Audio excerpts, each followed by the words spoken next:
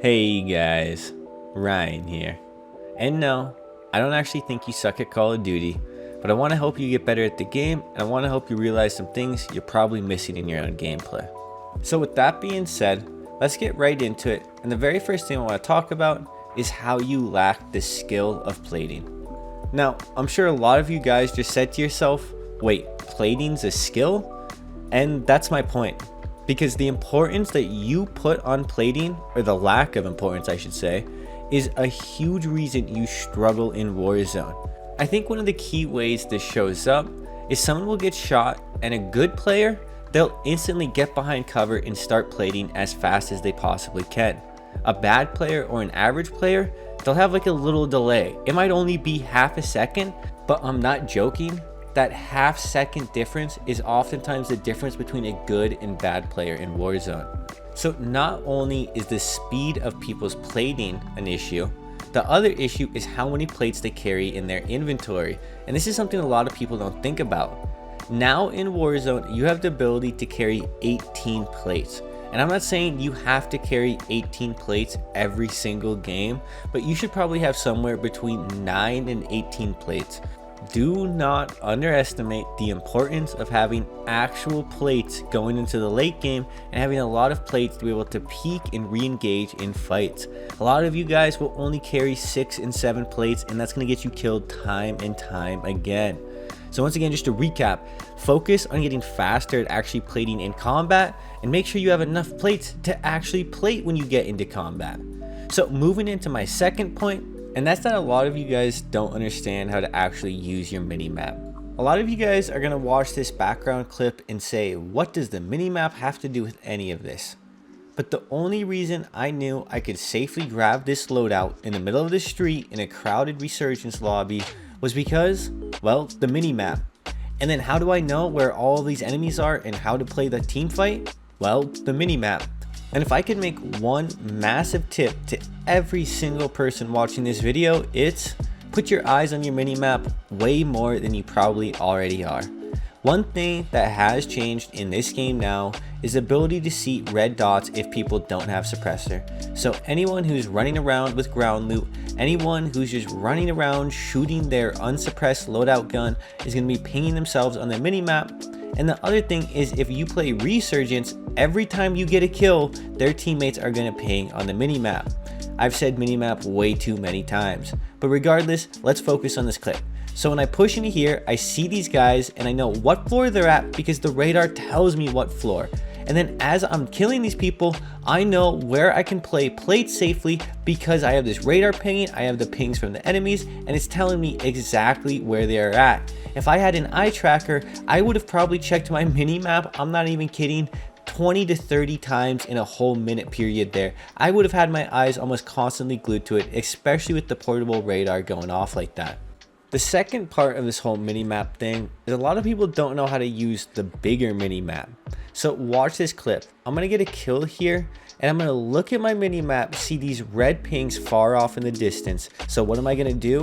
I'm going to pull up my minimap and this is going to tell me exactly where they are. So I'm going to ping it and then I'm going to parachute.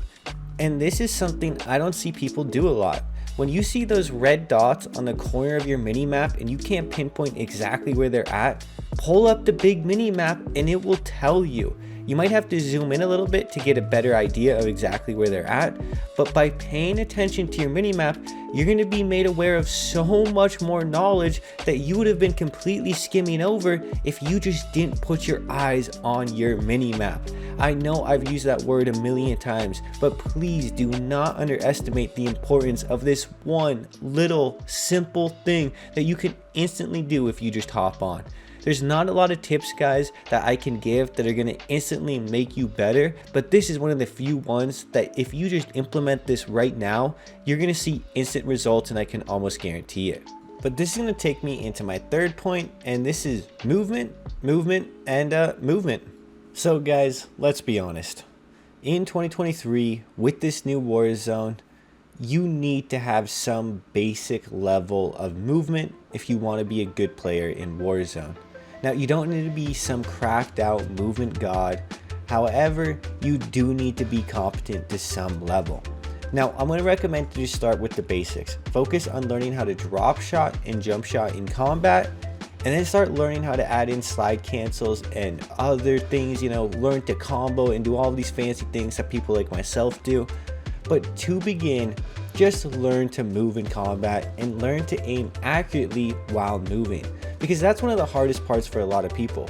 A lot of people, if they don't have to aim, they can move and schmoove and groove and do their thing. However, when there's a lot of people and they have to worry about different lines of sight and plating and staying alive and avoiding this and that, that's when it becomes a lot more difficult, and that's where a lot more people struggle. One of the key things you really have to learn and get down is just having movement be a muscle memory. If you have to actively think about movement that much, well, you need to learn and you need to practice and you need to get better and you need to build that muscle memory. It takes time, you have to be patient with yourself, but I promise if you actually learn to just move in combat, you're going to start winning so many more gunfights. And the other reality is, guys, in Call of Duty right now, most players are using aim assist. They're probably playing on controller. And if you want to compete against aim assist players and you want to beat aim assist players, then I would 100% recommend learning how to have good movement. Now, one thing that I have to stress here, guys, is you have to be patient with yourself. You are not going to just develop good movement overnight, and all of these things I talk about in this video, it's going to take time, guys. The reason I limit these videos to 3 or 4 or 5 tips max is because anything beyond that, you're not going to remember. It's going to be too much to remember. You aren't going to be able to implement in your gameplay, because you need to take all of these things and start slowly implementing them into your gameplay. And that's just something I think a lot of people miss. The other key part with movement is, guys, is just practice against some bots sometime. Just spend 5-10 minutes going in and acting like some cracked out movement god. Put the move on these bots. I mean, really get into it. Because, yeah, you might not do that in a game when people are shooting back and it's more than just bots. But when the pressure is on and the bullets are flying around you and you're panicking and that fight or flight response kicks in, you're going to just start whipping out movement that you never did before, and you're going to be surprised with yourself. I promise if you just slowly work on that jump shot, work on that drop shot, work on that slide cancel, work on comboing them together, you're going to notice an instant improvement in your kills, in the wins you get, and just your overall ability to stay alive in combat. And the last part of this, guys, is a lot of movement stuff needs to be comboed together with perks or stims or just cover. If you don't have those things, it's insanely tough to have good movement. There is no such thing as good movement when you're just in the open and 4 people are shooting at you. There's no movement that's going to get you out. This is not the Matrix. You are not Neo. That's not how this works. However, if you start using stims, if you start using cover and all these little advantages to your benefit, well, now you can start being a little Neo and dodging bullets and feeling like an absolute maniac out there. Anyways, guys, it's been Ryan. I hope you have a good day. Peace.